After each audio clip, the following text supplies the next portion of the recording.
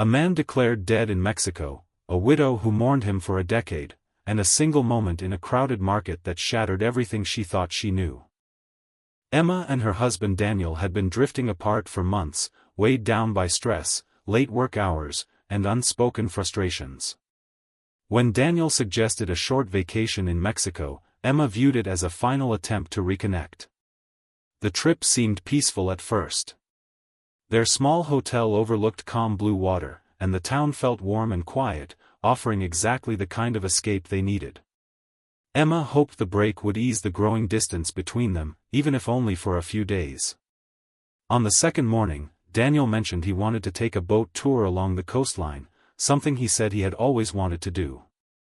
Emma stayed behind to rest, assuming he would return before lunch. Hours passed, and the warm sunlight slowly turned into afternoon heat. The hotel staff noticed her concern and contacted the tour company for updates. They confirmed that Daniel had boarded the boat earlier that morning but never returned with the group. According to the company, he had wandered off during a stop at a small cove and failed to reappear before the boat departed.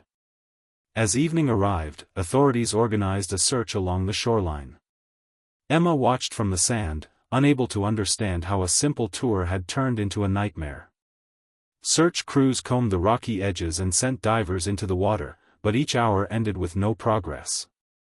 The once relaxing vacation dissolved into confusion and fear. Emma had no answers, only a growing sense that something was terribly wrong. When dawn approached and the search continued with grim expressions, Emma realized this trip would mark the beginning of a life she never expected to face.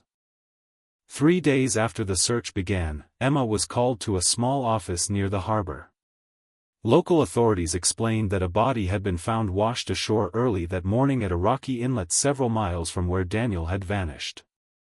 Emma followed them with a heavy, unsteady feeling, unsure if she was ready to face what waited.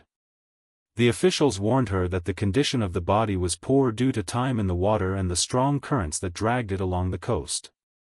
Because of this, they recommended identifying it through personal items rather than direct viewing. Emma was shown a set of belongings collected from the scene, a damaged watch Daniel often wore, a wallet containing familiar cards, and a torn piece of the same shirt he had worn on the morning of the tour. Each item felt like a blow, pushing her closer to accepting a reality she still struggled to believe. Authorities insisted the physical characteristics matched Daniel's general build and height, and they documented injuries consistent with being caught in sharp rocks. Although Emma wanted clearer proof, she felt pressured by the weight of their certainty and the exhaustion consuming her. The officials concluded the death was an accidental drowning, likely caused by unpredictable tides combined with the secluded nature of the cove. With no evidence of foul play and no conflicting reports, the case moved quickly through their system. Emma signed the necessary documents with trembling hands. She left the office carrying only a small bag of his recovered items, feeling as though the world around her had gone silent. The finality of the situation settled over her, leaving her with more sorrow than answers. After returning home, Emma tried to resume a normal routine, but nothing felt familiar anymore. The funeral, the paperwork, and the constant calls from relatives drained her until she felt hollow. She threw herself into work, taking extra shifts and volunteering for tasks others avoided. The long hours helped her stay distracted, but they never erased the ache that followed her everywhere. Nights were the hardest. The quiet inside her apartment made her feel as if time had stopped the moment Daniel disappeared. She kept his belongings exactly where he had left them, unable to touch anything yet unable to pack them away. Friends encouraged her to seek help, but Emma believed she simply needed more time. Instead of healing, she built walls around herself, growing distant and guarded. She avoided social gatherings, declined dates, and turned down every invitation that hinted at moving forward.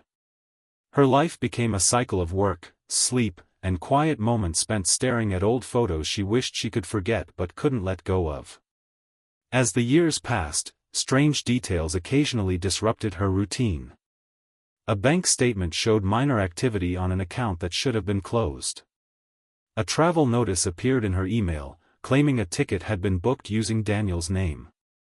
A subscription they once shared renewed unexpectedly despite her cancellation request.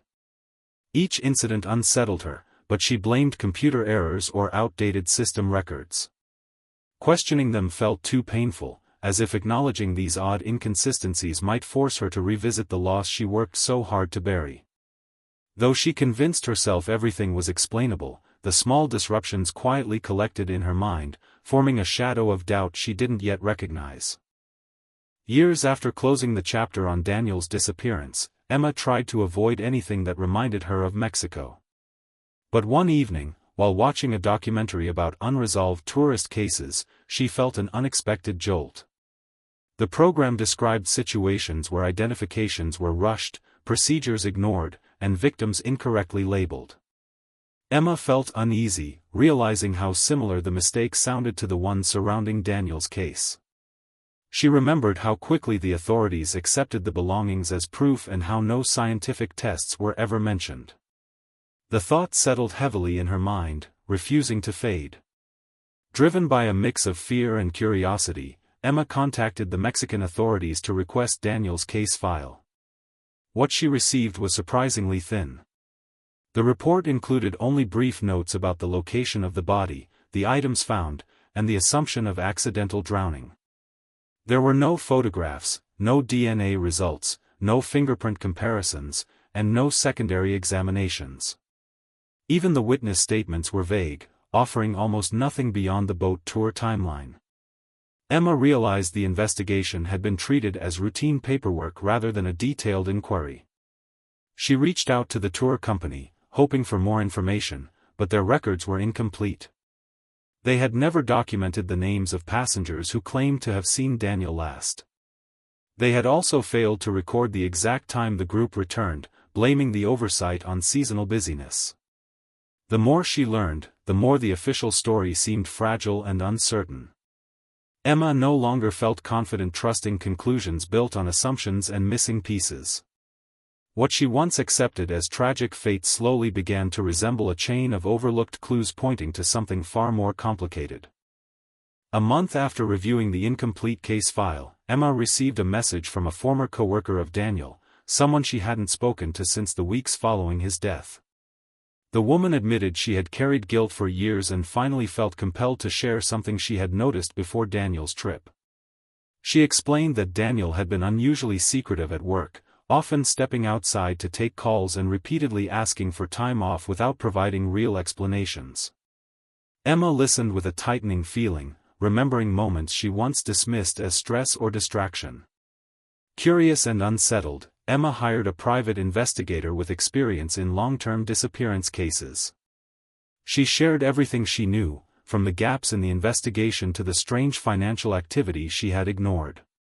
The investigator began digging into Daniel's digital history, starting with bank accounts, email activity, and travel records.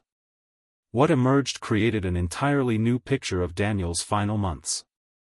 Several financial transfers had been made to an account Emma had never heard of, each one small but consistent. There were records of online purchases linked to camping gear, portable tools, and prepaid phones. Even more alarming, the investigator uncovered a travel document issued in Daniel's name months after his presumed death, used for domestic movement within the United States.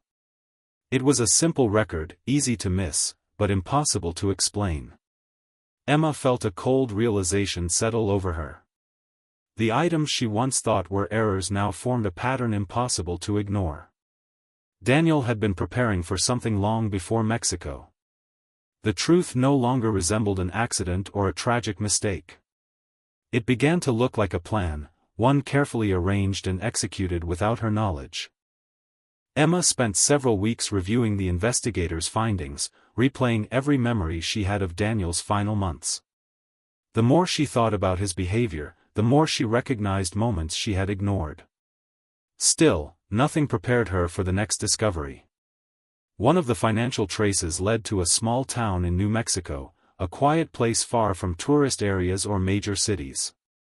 The investigator suggested it might be worth visiting, explaining that the pattern of activity was too consistent to dismiss as fraud or error. Emma hesitated, unsure if she was ready to face what she might uncover, yet curiosity pushed her forward. She traveled to the town under the guise of a simple personal trip.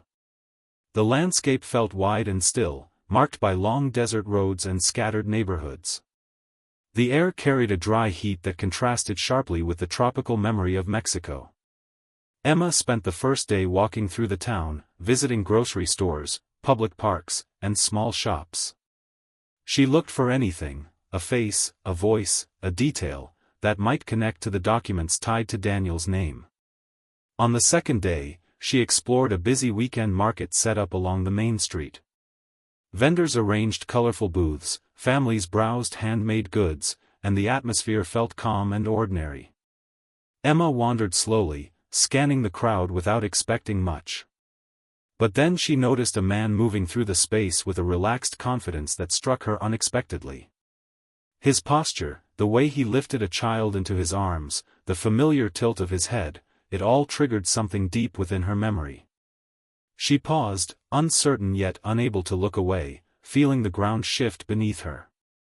The man at the market shifted into clearer view as he stepped closer to a food stall, and Emma felt every part of her body tense.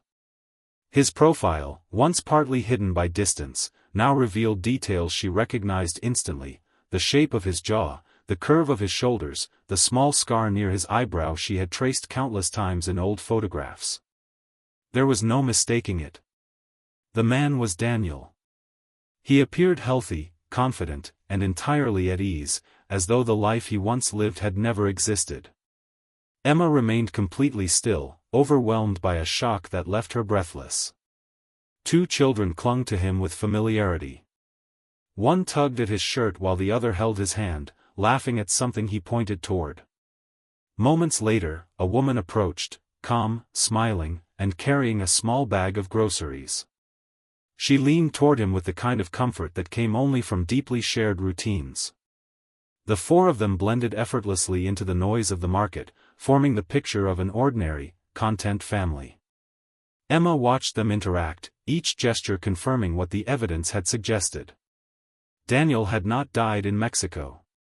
He had walked away from his old life, leaving behind the chaos, the grief, and the uncertainty he had created. The body found on the shore had not been his. The belongings she had used to accept his death were pieces he had deliberately left behind. For years, Emma had mourned him, believing she had been widowed by tragedy.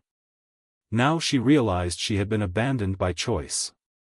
As Daniel lifted one child onto his shoulders and reached for the woman's hand, Emma's world tilted into a truth more painful than any accident she had imagined. Emma left the market before anyone could notice her, walking quickly until the noise faded behind her. She sat inside her car, hands shaking, trying to understand the reality she had just witnessed. For a decade she had lived with grief, questions, and guilt, never imagining that Daniel had simply stepped into another life. Once the shock settled into something steadier, she contacted the private investigator again and shared everything she had seen. Together they began reconstructing the timeline with clearer purpose, focusing not on an accident but on an intentional disappearance. The investigator uncovered more details that had once gone unnoticed. Daniel had opened multiple small accounts under variations of his name, making sure no single one drew attention. He had purchased survival supplies months before the trip, planning for time alone until he established new documents. Airline data showed several flights booked shortly after the Mexico incident, all under slightly altered spellings meant to blend into common names. Emma realized he had mapped every step long before they traveled, preparing for a clean exit. More disturbing was evidence that the body found on the shore had likely belonged to a missing tourist from another region. The man matched Daniel's general size, making the identification easy to manipulate. Records showed that no DNA testing was ever suggested, a gap Daniel must have relied on when arranging his escape. With each new discovery, Emma understood the full depth of his planning. Nothing about his disappearance had been spontaneous or driven by panic. It had been a calculated effort to merge into a new life, one where she no longer existed. The truth, once distant and fragmented, now formed a clear, painful picture she could no longer avoid. Emma returned to New Mexico a week later, unable to quiet the thoughts circling her mind. She arrived early in the morning and parked near the neighborhood the investigator had identified. The streets were lined with modest houses, desert plants, and quiet driveways. From her car, she watched families leaving for work and children playing on porches, each moment reminding her of the life Daniel had chosen without her. She felt no anger at first, only an overwhelming sense of disbelief that someone she once trusted so deeply had crafted an entirely new world while she mourned him. Hours passed before she finally saw him. Daniel stepped out of a house with the same woman from the market. He carried a lunchbox while she locked the door behind them. Their ease around each other made it clear this was not a recent relationship. Emma watched from a distance, hidden behind a tinted window, her breath shallow as she traced every movement. She expected to feel a need to confront him, to demand answers, but instead she felt hollow. As she observed them, she realized that no explanation could reverse the pain he had caused. Later that afternoon, she saw him again in the backyard, grilling food while the children played nearby. His smile looked effortless, untouched by the grief he had imposed on her. She realized she no longer wanted him to see her. Confronting him would not bring closure, it would only reopen wounds she had struggled to seal. Without stepping out of the car or making a single sound, Emma started the engine and drove away, leaving Daniel untouched by her presence and unaware of how close she had come to shattering his carefully built life. Emma returned home with a heaviness she had never felt before, carrying a truth more painful than the grief she had lived with for 10 long years. The silence of her apartment felt different now. It was no longer a space shaped by loss but by revelation. She sat at her kitchen table, the weight of her discovery pressing deeply into her thoughts. For the first time since Mexico, she allowed herself to process the full meaning of what she had uncovered. Daniel had not been taken by the sea or lost to an accident. He had simply chosen to disappear, leaving her to grieve a life that he had already walked away from. Days passed as she tried to understand what to do next. Reporting him felt like a natural step, yet every time she imagined it, she felt strangely numb. The legal consequences would not return the years she spent mourning, nor would they erase the loneliness that had shaped her life. Instead, she felt more determined to reclaim the future he had stolen from her. She organized her home, putting away the last things she had kept out of habit, including old photos and documents tied to their marriage. Each small action felt like closing a door she had been too afraid to shut. Emma began making plans she had postponed for years, travel she never allowed herself, hobbies she once enjoyed, new routines that marked a different beginning. She realized she no longer wanted answers from Daniel. The truth itself was enough. For the first time in a decade, the weight of uncertainty lifted, replaced by a quiet resolve. She stepped into her life with a steadiness she had not felt since before the trip to Mexico, ready to move forward without the shadows that had followed her for so long.